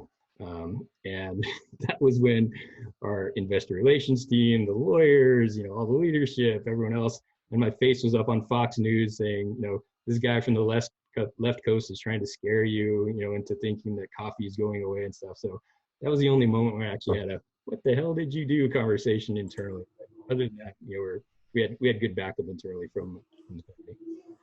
Oh, pardon me, it's Howard Schultz, Jim. He remembers that story. Thank you. So thank you. This is interesting. Let's move here a little bit into the ESG space. So a reminder for our audience at home, ESG is environmental, social, and governance. So this has been an established practice for many years, often on the finance side of the shop. And in a publicly traded company, we tend to call that the investor relations area, right? So we have investors, we have an investor relations team that work with large qualified investors to be an interface between the company and the people that own the company from a shares perspective. Over the last several years, this has become a really big and growing area. So market data has proven that companies that invest in ESG, let's just call this sustainability, are outperforming other organizations. They're lowering their downside risk. They're capturing alpha, which is basically upside opportunity in a marketplace, and they're accelerating the brand, revenue, risk, and brand. So there's a question actually here from our audience, and it's going to be from Chris here. Thank you, Chris, for the question. And it asks, how do you all communicate with investors? And these could be money managers, financial advisors, even asset fund managers, the BlackRocks, the State Streets, to explain your ESG goals and metrics, and what kind of questions are you getting? And maybe you could even comment on the interrelationships with you and your investor relations team. So if anyone wants to take that, and maybe Kelly for yourself, if it's, I don't know, from a government perspective, I know this is a little out of the swim lane as a public utility. Well, I will say that we do interact quite a bit with the financial community when we issue debt, right? So we do have a lot of conversations with Wall Street, and there is a huge amount of interest, and I'm sure the other panelists can speak to it in more detail than I can. But I know I have to, every time we have these presentations, I go in and I talk about our commitment to sustainability, what we do relative to reporting, what's in our goals, all of that. So that is a huge driver for SRP in terms of where we're headed. Again, it is part of our kind of overall business strategy, and those kinds of inquiries from financial institutions really drive that, along with the interests of our customers. Wonderful, thank you. Jim, Elizabeth, either of you want to comment? Go ahead, Elizabeth. Thanks, Jim. Nice punt, Jim. That's great. Yeah, right? You know, with us still technically being a startup, obviously, we're somewhat nascent in our, you know, formal program and reporting and things like that. But it's still an apropos question, considering we're right in the middle of going public. It's an interesting time. You know, if you look at our business model, whether it be, you know, we're building zero emission vehicles, and as we look to power those vehicles, we want to be zero emission from, you know, we call it energy creation through consumption. So right now, it sort of seems that some of the investors and finance people, it's not that they're giving us a buy, if you will, but you know, that because our whole mandate as a company is to be zero emission, you know, I think they see that as a good step in the right direction. But we're quite sure that as we progress, as we grow, as we start manufacturing, as we start generating energy in large quantities, the visibility to all of that is certainly going to grow, and we need to be prepared for that. Yeah, Jim, back Michael, to you. I'm gonna save Jim here because I move over to Michael now. Michael, one of your great colleagues, Suzanne Founder, who we probably all know on this call as well, and is well regarded, I think internationally, but quite well here in the Valley, has been doing a lot of work, if I'm familiar, spending a lot of time with the investment relations team. Is that right? Some of these things that Intel's been thinking about, because again, global enterprise shops and fabrications all over the place. What are you guys hearing from the finance community about, I mean, the raging capitalists? What do they care about from a sustainability perspective, and how's that impacting your decisions on how to act? Yeah, great question. So yeah, Colin mentioned an individual, the director of the CSR department, Suzanne Founder, and she actually does a roadshow with the investor relations stakeholder, as well as the corporate secretary's office, do a roadshow sometimes towards the end of the year when it comes to performance of ESG as well as sustainability requirements or initiatives that we have. So that's one element that we get our message out there to do, and we bring in some of the other stakeholders within the organization. So my director, the supply chain sustainability director, also attended this to answer more specific questions related to some of our initiatives. And I think we get investor inquiries through multiple different ways. Sometimes the investors will actually email us directly, and then we do our research and figure out what the data we have to respond to the request. And other times they'll publish it publicly. So one example, if you guys can Google this, is that there's a certain investor community out there that composes of about $10 trillion worth of assets, and they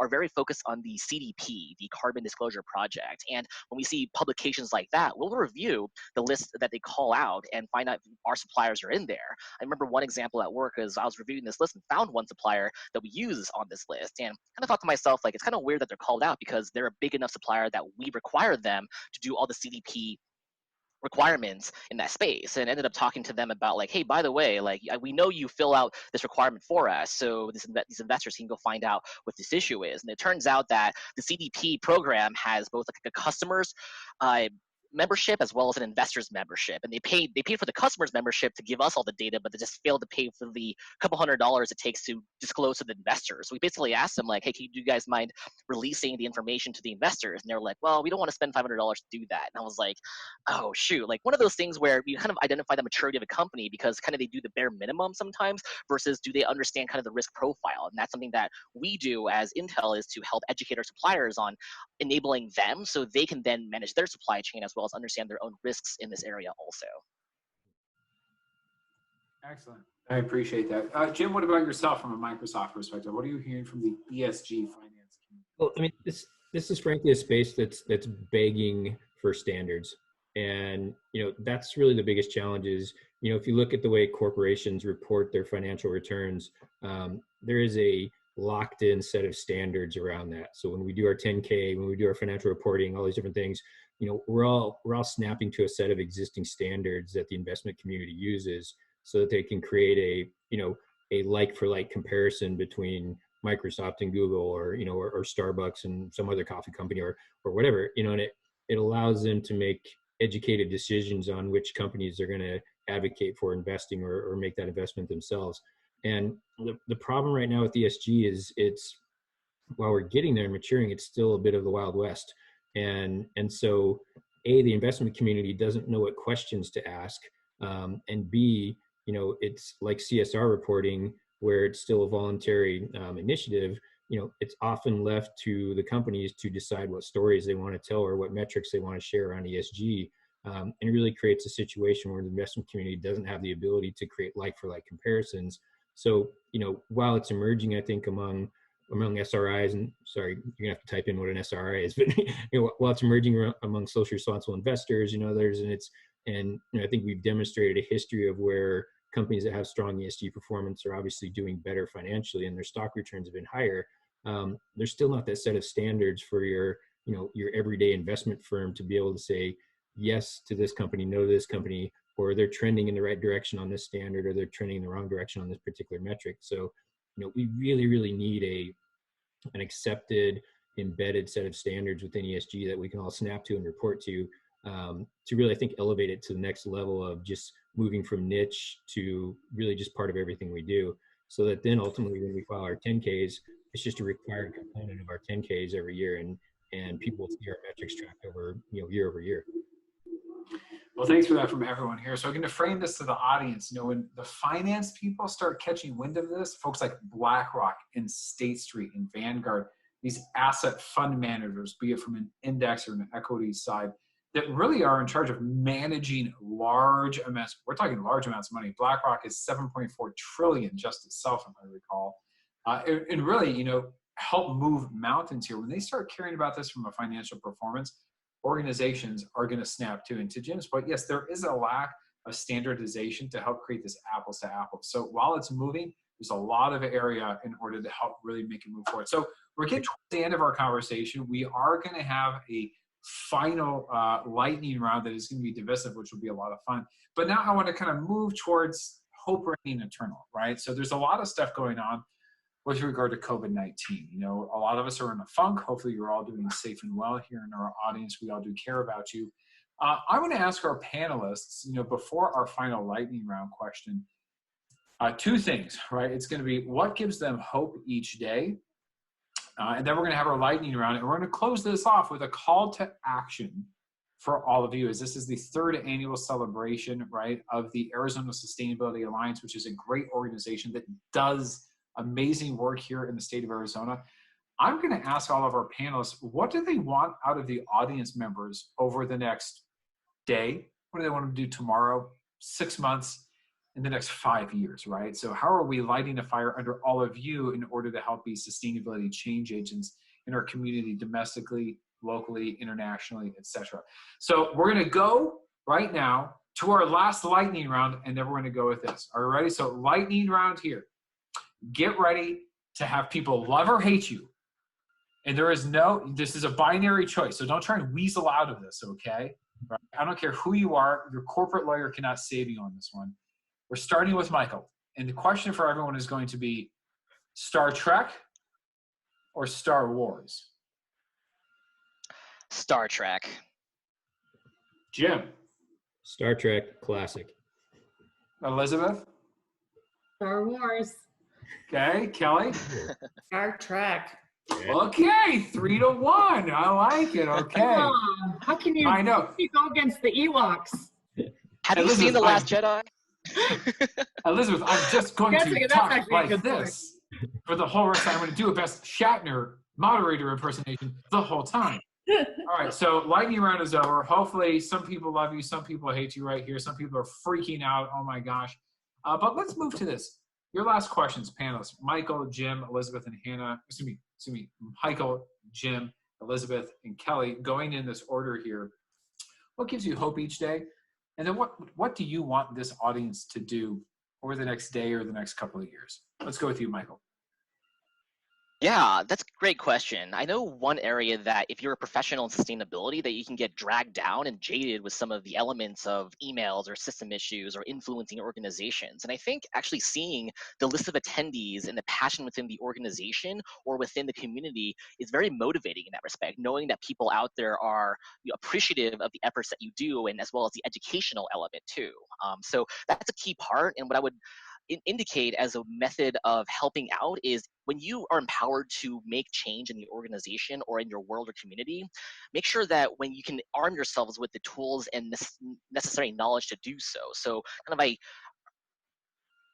I coach people to learn more about other industries so you can speak the same language of them and understand the way they think in order to influence them better in those cases. Awesome, thank you. Jim, what about you? What gives you hope? What do you want people to do? I mean, I guess what gives me hope every day is that we in our profession in sustainability are getting better at being business leaders and not just sustainability leaders. And that's, to me, that's really critical for scale. Beyond just the do-gooders, beyond the bleeding edge of the curve, but really getting into the middle of that bell curve of industries out there that kicking the pants with sustainability, and the pathway to that is going to be through those business metrics, and we're getting good at that. And Colin, your school at ASU is a fantastic example, I think, of embedding sustainability into the business. And that's why Michael Crow and others have done a great job with that. I was just goosing you there, but what I really want people to do is what I really want people to do is we're in the middle of a tragic pandemic right now, but we in the sustainability space have gotten used to taking advantage of crises, and not letting a crisis pass us by. And I think it's our job right now to really help people understand that investment in sustainability, investment in these big global environmental issues, and solving these issues is also going to help mitigate and solve some of these, the future of, the next pandemic or the next challenge that we face on a global perspective.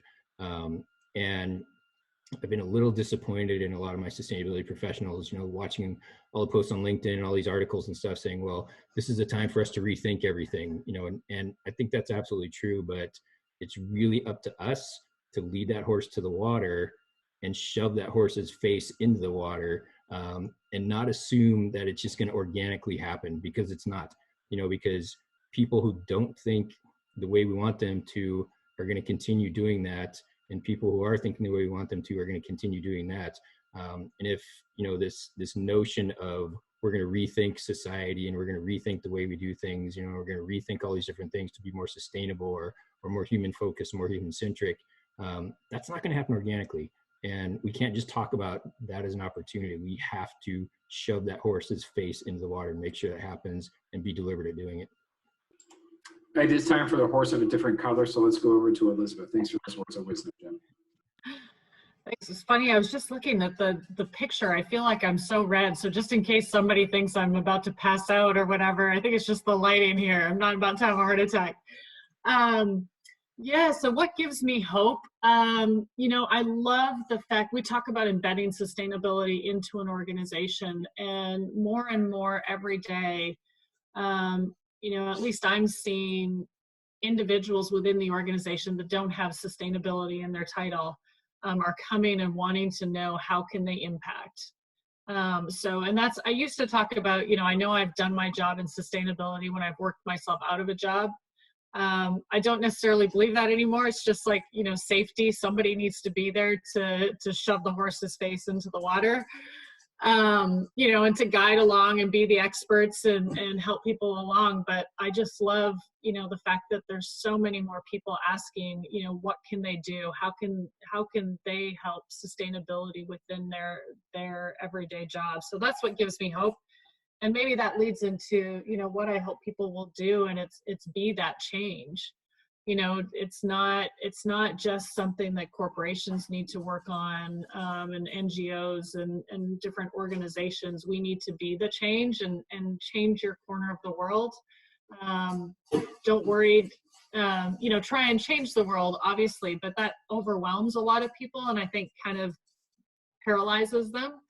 And so, you know, even just focus on your own corner. Do whatever you can to change this. If it's, you know, people laugh at me because at work I'll literally go into the garbage can and pull the pop cans out and put them into the recycle bin, you know, and it's each one of those matters. So just be the change. You could be right. You'd be more right. I mean, we can lead from where we sit no matter what we do. Kelly, let's put it over to you and then we'll wrap it up.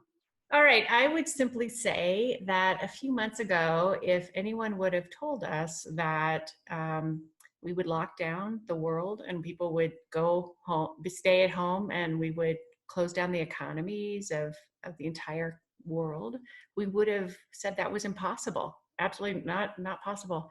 It is possible. And what COVID-19 has taught me is anything's possible. And I think that there is real magic in this, and that we now realize we can do really hard things. If we need to, we can do really hard things. And I'm excited about pushing more people's head in the water, more horses' heads in the water.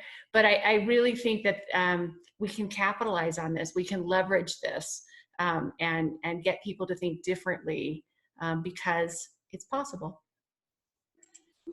Well, this is great. So for all of your panelists, and I'm Colin Tetreault, it is wonderful to have spent a great evening with all of you. Congratulations to the Arizona Sustainability Alliance for 3 fantastic years. May they be many more.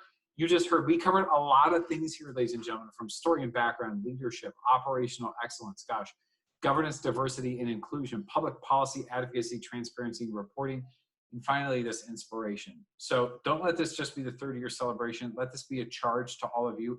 Let's raise up our arms. Let's roll up our shirt sleeves, and let's do this. We can, we will, and we must. So Ashley, with that, let's turn it back over to you. Yeah, thank you so much. Yeah, I just want to thank everyone that attended, and a huge thank you to all of our panelists. This was really inspiring. I know I learned a lot, and it was a really interesting and engaging conversation. And I think, as everyone pointed out, there's a lot of opportunities to be hopeful. At many different levels you can get involved. So I would just echo what everyone on the panel said, that there's so many opportunities, you know, whether it's in your job, in your community, and just what you do in sort of a daily, you know, in your day-to-day, there's so many opportunities, and there are so many things to be hopeful and excited about. So yeah, thank you. And thank you for spending these 2 hours on your Friday before a 3-day weekend with us to celebrate our 3-year anniversary. Wonderful. Well, thank you to everyone, and thank you, Ashley, and the entire Alliance. Thank you. Congratulations, Ashley. Thank you. Thank you. Bye-bye. Congratulations.